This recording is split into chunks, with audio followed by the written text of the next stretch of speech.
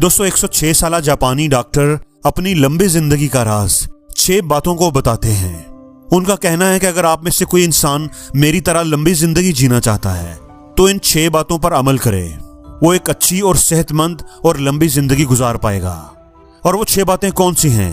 सबसे पहली बात है कि आप कभी भी जल्दी रिटायरमेंट मत लें। यानी अगर आप कोई भी जॉब करते हैं या आपका अपना कोई काम है, कोई बिजनेस है, तो आप उसमें जल्दी रिटायरमेंट मत लें। क्योंकि इंसान जब तक काम करता है तो उसका जो जिस्म होता है वो हरकत में रहता है। और इंसान का जिस्म जब हरकत में रहता है तो उसके पूरे जिस्म में जो खून है, जो उसकी ब्लड सर्कुलेशन है, वो अच्छी रहती है। और इस तरह वो इंसान एक्टिव रहता है। और जब आप जल्दी रिटायरमेंट ले लेते हैं तो आप सुस्त हो जाते हैं। आप जब घर में होते हैं तो आप देर से उठेंगे, आप सारा दिन लेटे रहेंगे, आपको कोई काम ही नहीं होगा, जिससे आपका जिस्म जो है ना वो थक जाता है। दोस्तों इंसान के जिस्म को इस तरह से डिजाइन किया गया है कि इसको जिस हाल में रखा जाए वो उसका आदी हो जाता है। देखिए मैं आपको एक मिसाल देता हूँ। अगर एक आदमी है जिसके पास बाइसिकल है और वो उस पर ही सफर करता है अपना, लेकिन अगर आप उसको बाइक लेकर दे देंगे तो आप देखिएगा कि वही आदमी कुछ महीनों के बाद उसके लिए बाइसिकल चलाना ही मुश्किल हो जाएगा। इसलिए अगर आप चाहते हैं कि आप लंबी जिंदगी जिएं तो आप जल्दी रिटायरमेंट कभी ना लें, बल्कि आप काम करते रहें। अपने आप को किसी भी तरह की फिजिकल एक्टिविटी में अपने आप को मसरूफ रखें।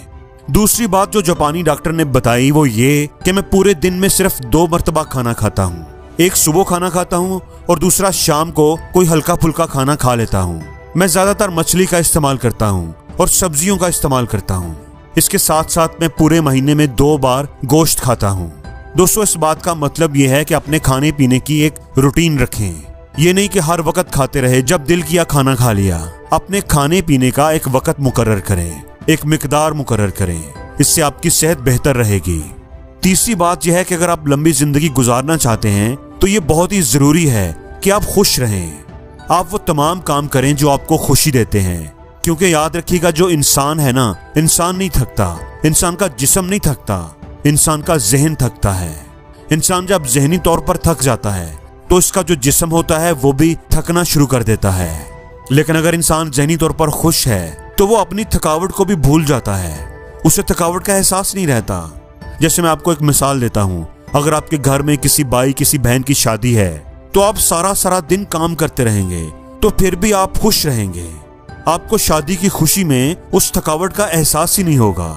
इसलिए दोस्तों अपनी जिंदगी में वो काम जरूर करें जो आपको खुशी महसूस करवाते हैं। क्योंकि जब आप खुश रहते हैं तो आप सेहतमंद रहते हैं और एक अच्छी जिंदगी गुजारते हैं। चौथी बात जो जापानी डॉक्टर ने बताई वो कहते हैं कि आप सीढ़ियों का इस्तेमाल किया करें। एक मंजिल से दूसरी मंजिल पर जाने के लिए कभी भी लिफ्ट का इस्तेमाल ना करें। हमेशा सीढ़ियों के जरिए जाएं। और आप सीढ़ियां चढ़ते वक्त एक करके सीढ़ी ना चढ़ें, बल्कि एक स्टेप में 2 सीढ़ियां चढ़ें। यानी आप तेजी से सीढ़ियों पर चढ़ने की कोशिश करें। इसके साथ साथ आप रोजाना वॉक करें, एक्सरसाइज करें, अपने जिस्म को हरकत में रखने की कोशिश करें।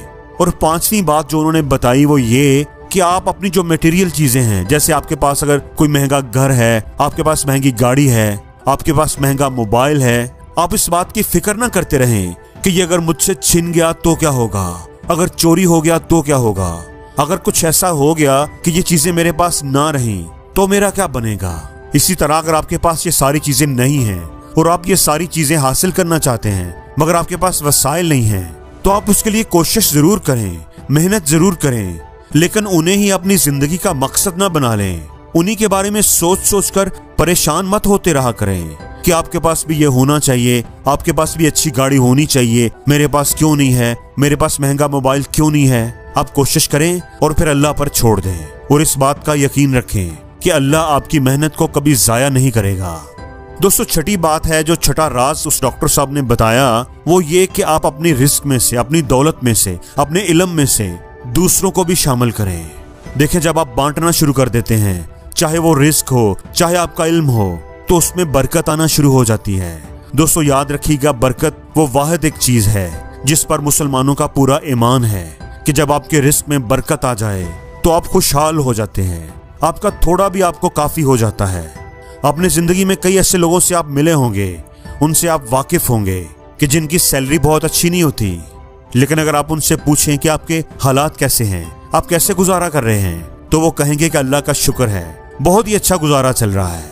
और इसी तरह बाज लोग आपको ऐसे भी मिलेंगे जो अच्छा खासा पैसा कमा रहे होंगे, लेकिन जब आप उनसे मिलें तो आपको वो रोना रोते ही नजर आएंगे कि मेरे हालात ठीक नहीं, मेरे खर्चे नहीं पूरे हो रहे, मसाइल बहुत हैं, खर्चे बहुत हैं। तो दोस्तों, उनके रिस्क में बरकत नहीं होती।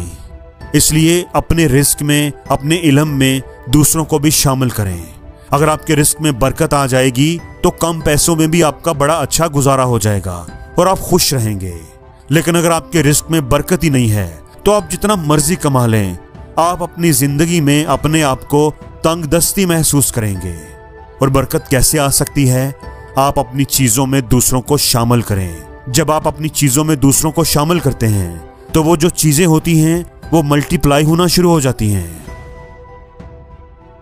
और जिंदगी में हर रोज कुछ नया सीखो, नया सोचो, नया करो।